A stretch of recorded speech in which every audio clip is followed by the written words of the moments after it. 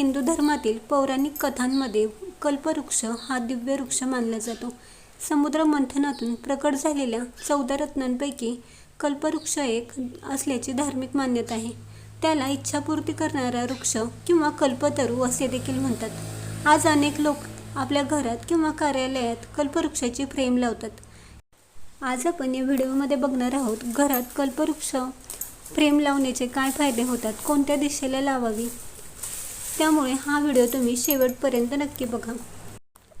कल्पवृक्षाची frame घरात प्रसन्न आणि सकारात्मक वातावरण निर्माण करण्याचे प्रतीक मानले जाते. त्यामुळे घरातील सदस्यांना शांतता आणि उत्साहाची भावना मिळते. कल्पवृक्ष घरात असण्याचा दुसरा फायदा म्हणजे सुख आणि समृद्धीचे प्रतीक मानला जातो. कल्पवृक्ष हा धन, वैभव आणि भरभराटीचे प्रतीक मानला जातो. म्हणूनच घर, दुकान किंवा कार्यालय सुरू करताना अनेक जण कल्पवृक्षाची फ्रेम लावतात. कल्पवृक्षाकडे पाहिल्यावर सकारात्मक विचार, चांगले ध्येय आणि प्रामाणिक मेहनतीची प्रेरणा मिळते. धार्मिक मान्यतेनुसार ज्या घरात भक्तिभाव, स्वच्छता आणि सकारात्मक विचार असतात त्या घरात आनंदाचे वातावरण राहते.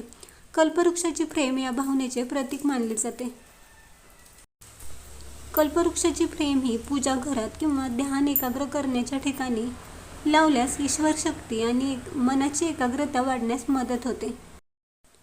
कल्पवृक्षाची फ्रेम आपण आपल्या घरामध्ये लावतो, पण ती कोणत्या दिशेला लावावी हे आपल्याला माहीत नसते.